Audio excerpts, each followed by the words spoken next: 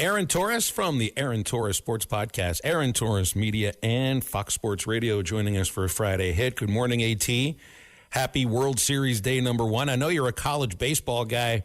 Sometimes during the year, you can be a Major League Baseball guy for the next week, too. And then, of course, college basketball exhibitions, college football. There's college baseball stories, too, now. So there's lots to get to. And there's poker stories as well with your boy Chauncey Phillips. Yeah. So first, there's so many things I want to respond to there. First of all, it is going to be, they call BYU Utah the Holy War. There's going to be a holy war in the Torres household tonight because the main TV, my wife, she's an LA girl. She grew up watching the Dodgers. She's not a huge, 162 a game a year girl, but she loves her some playoff baseball. And so when when I'm watching Arkansas, Cincinnati, and Kentucky, Purdue, and it gets to about 8:05 Eastern time, there's going to be some controversy in the Torres household. But yeah, really quickly on Tony Vitello. I mean, correct me if I'm wrong.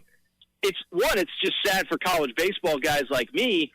But two, I think Arkansas fans are kind of starting to do some mental math of, Dave Van Horn has this many years left. If it doesn't work out for Tony Vitello, he's not retiring at 45 years old. So I saw a little bit of some interesting comments from the Arkansas community about what it could mean for the future of Arkansas baseball.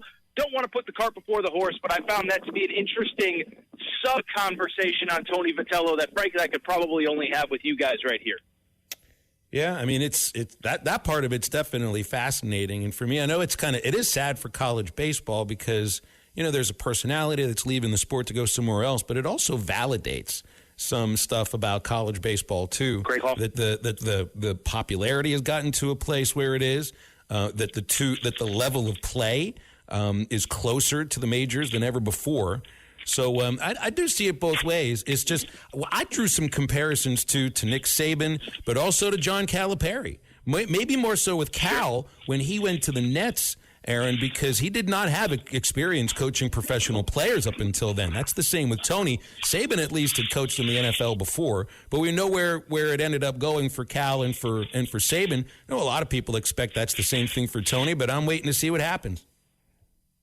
Well, real quick, and I would ask you, I know this isn't, where we thought we were going to go, but as somebody who knows college baseball as well as you do, what do you expect? Because I think there's, in basketball specifically, right, there's just such a gap between how you can coach amateurs and how you can coach pros, and I know the line is blurring, but, in hindsight, we can see why Rick Pitino did not work with the Boston Celtics, but why he crushes it everywhere he goes in college.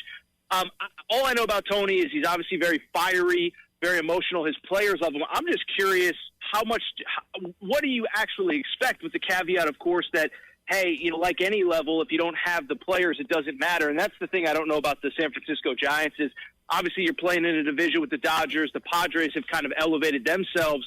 I just, does a manager matter that much if you don't have the horses, I guess is my question. I'm curious from your perspective, Phil. Then I promise we could talk Arkansas basketball and all that. But just if you think it'll work, if you don't think it'll work, why you think it'll work, all that stuff. You got to have the horse. Nobody can just be a magician. It's the same with a college football coach. I mean, you got to have talent. That's Sure. the first thing. But then you got to know what buttons to push. And for me, one of the biggest differences is how you manage a bullpen, especially over the course of, years to 3-game series in college. And so you can use guys different ways because they'll get a day off Monday. Those guys aren't going to throw for you Tuesday normally. Big leagues are, they're sometimes playing, I think, 8 or 9 games in 8 or 9 days. And working a bullpen is much different. And just the overall grind of it. And I think maybe that was, one aspect of, why it hasn't necessarily worked in the pros or major league sports for a lot of the college coaches, because there are more games and there's just more decisions to make. When it comes to the in-game stuff. All right, basketball tonight. Fair enough, yes. We got a ton of really good exhibitions. So this is just one of them. Kansas, Louisville's fun. North Carolina, BYU. Purdue at Kentucky. I don't really know too much about Cincinnati, and I feel like maybe we know some stuff about Arkansas because they're the Razorbacks, but this will be the first time we actually get to see what it looks like on the court. So I'll tell you this. Cincinnati actually has played an exhibition already, and I did go back and watch a little bit of it. They went to Michigan. Now, Michigan was without two of their three guys in the front court that are going to play big minutes.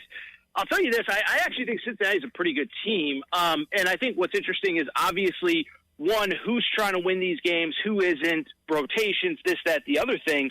But I'll give them a little bit of credit. It's kind of a make-or-break year. This is kind of a little bit of inside college basketball. But, over the course of the spring, they went ahead and hired a GM by the name of Corey Evans, who's, somebody that I've known for years. He started as a recruiting guy, but was, moved to the Oklahoma City Thunder and, frankly, was a key part of kind of their scouting and organizational development over these last couple of years as they've built what is now obviously an NBA champion. And so I bring it up because he was one of the guys behind the scenes that played a big role in that. He was hired as the GM at Cincinnati.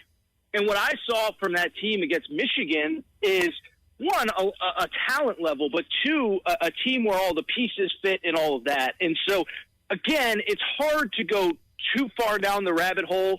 I don't know what Cal's going to do. I mean, is Cal going to play it like it's, February 11th to win the game? Is he just going to play with rotations? Is he going to get the backups a lot of minutes? And it's the same with Cincinnati. But I do think they are a good team, and I think it will be a good test for them as they get set for, frankly, you guys could correct me if I'm wrong, but, probably the most, prolific, toughest, schedule that Arkansas basketball has maybe ever put together, certainly since I've been following them. So I think this will be a good test, but like all of these games, Kentucky, Purdue, et cetera, I don't know that we're going to be able to sit there and have a million different takeaways once this game goes final. Well, we expect to see a lot of athleticism on display, and that's for sure. What do you see the role of the front court for this team? Because it's a lot of the experiences in the front court, except for DJ Wagner. Thinking of Malik, thinking of Darius, Isaiah in the backcourt with a ton of athleticism, and they're the ones who seem to be the biggest pro prospects here and maybe end up being the leading scorers in some cases or many cases. But what's the role of the front court on this team? Well, I think,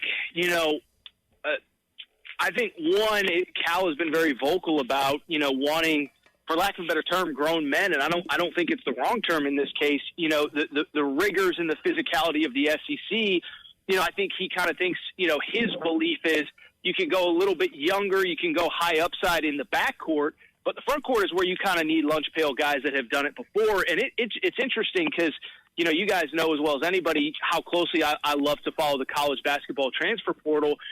I don't think Nick Pringle was on a lot of teams' big boards as far as a priority.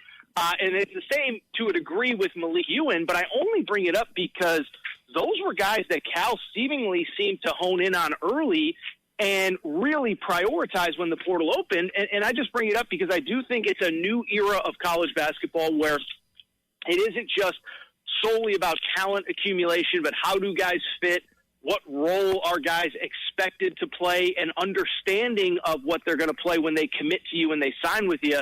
And so I think it's been interesting, Cal taking a very tactical approach. And then with the front court, again, I think it's to provide physicality, to provide toughness. I mean, listen, I don't mean to relitigate a Sweet 16 game from March, but we all know what the rebounding stats were and the success that Texas Tech was able to have on the offensive glass. And so to me, it seemed like a priority, and Cal has been very vocal about, hey, I don't need a future lottery pick that maybe physically isn't ready for college basketball. Give me the 22-year-old grown man that can handle the rigors of the SEC. And it seems as though that was where his priority was once the portal opened a few months back. Hey, what about UConn? How are your Huskies going to be this year? Well, they kicked the crap out of Boston College a few days ago without two starters, so it's a good sign. I'll be honest, they had their Big East Media Day this week. I was not there, obviously. It's in New York City. But, what Dan Hurley said, I think, is kind of in line with what I have seen from him and what I saw from him in the exhibition game. And I think last year, and I'm not excusing his behavior, it always sounds like I am, I think pretty early on he realized I don't got the dudes that I have. And I think it was a combination of, I think, him thinking that I have to, I have to be the emotional center of this team. But I also think there was some frustration that came in. And I know it was an exhibition, and I know it was whatever, But when I watched their first exhibition game, what I saw was almost a calmness about him of like, oh, I know what I'm doing, and I got the horses too. And that's the team that I think it's easy to forget this now, but they lost to Florida by 2 in the second round of the NCAA tournament. This is the eventual national champion, and UConn played them right down to the wire. And so I just bring it up because I think this year, just again, I'm being a body language expert, and that's not my area of expertise, but I think just watching him, I think he knows he's got the dudes this year, and it's kind of on him to coach him up. But I think he's excited about this team, and I think they're on that short list of about 8-10 teams that I believe are good enough to win it all. Hey, when the news about Vitello and the Giants being interested in each other, and then with the conclusion of it yesterday or the day before, did your mind go at all to the situation in the offseason with Hurley and the Lakers? Because I kept thinking about how could Tony say no? It's a chance to manage in the big leagues, independent of whatever team it is, and the Giants are a good organization. That's a tough thing to say no to.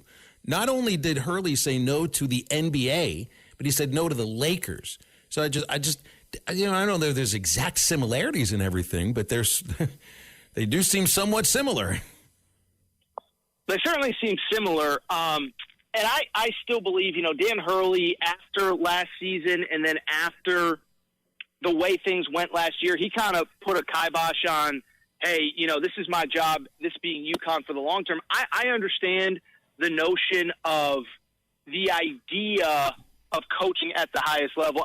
Listen, maybe it's my bias coming in. I never really believed the Lakers thing just because of certain circumstances. The reporting was, it was about developing Bronny and things like that. And, Dan Hurley is very publicly, hey, we recruit parents, not just players. And so I still believe at some point he is going to want to test himself at the highest level. I just didn't believe that was the job for him. But I think once you get past, my probably UConn bias there and acknowledge that, it's a chance to coach at the highest level, and it's a chance, I don't know all of Vitello's background, but I know enough of it where it's kind of like the same with Dan Hurley is, yes, he's the son of a legend, the brother of a legend, but ultimately he was a high school basketball coach like 10, 12 years ago. And so the notion that, you could coach at the highest level is kind of crazy. And then beyond that, the Los Angeles Lakers is another level, and I could see why he would be intrigued. So, yeah, I think there's absolutely some parallels. And I still do think at some point when UConn – I don't think Dan Hurley is going to retire in 25 years as the UConn basketball head coach, and I don't think he's really leaving for another college job unless college just skews away from the Big East and UConn and schools like that. I do think it will eventually be in the NBA, and I think when he leaves, I think UConn fans will be understanding of like, you know what, we had him. He won us, at least 2 national championships, but this is the highest level. There's only 30 of those jobs, and it's hard to say no to. Brian Kelly, if they lose to A&M, could he be the next coach done? If Arkansas gets their first win against Hugh Freeze and Auburn this weekend, could he be the next coach on his way out? Hugh Freeze's buyout is much more manageable, so I would say Hugh Freeze. And I haven't heard anyone make this point yet, so I'll make it here. I think it's kind of interesting. Hugh Freeze, frankly, probably got the Auburn job when he was at Liberty and they beat Arkansas in Fayetteville. I think it would be interesting to see the full circle moment of if he loses to Arkansas. And by the way, I think Arkansas is going to win. They've been on the cusp. That offense is so good. And frankly, Auburn's offense is so bad that I think it's a bad matchup for Auburn. If they lose that game to fall to 0-5 in the SEC in year 3, let me put it this way. I think that might be the death knell. I don't know if he would get fired this week. It's almost like a Billy Napier situation where they have a bye after next week against Kentucky. So even if you beat Kentucky, if you lose to Arkansas, we're talking about 4-5, 1-5 in the SEC at that point going into your second bye in year 3. I think Arkansas could do something very interesting this weekend if they were to get the win. Brian Kelly, I don't think people realize quite how toxic it is down there, but I also don't know that that's Penn State that just has tens of millions of dollars at their disposal to buy him out. But it certainly is a very interesting time in college football. But I think that Arkansas-Auburn game could have bigger picture ramifications than just potentially, one team's first SEC win. Obviously, in this case, we're talking Arkansas. We'll leave it there, AT. Revisit again next Friday. Hope you have a great weekend. Thanks for coming on as always, man. No problem. Excited to watch the Hogs tonight, and as I just said a second ago, I think we could be talking about a Hogs SEC getting off the schneid in the SEC football, but we'll talk about all that next week. Thank you, guys. You don't always win your first bet. That's why MyBookie has you covered. Use our code HOGS, H-O-G-S, and your first bet up to $500 is fully covered. If your pick doesn't hit, you get it right back with our Bet Back bonus. Go to mybookie.ag and use the code HOGS to claim your Bet Back bonus. MyBookie's where bettors win together, because bragging's good, but cashing in is better. And your first bet is fully covered. Use our code HOGS. Must opt in during the bet to use the Bet Back bonus.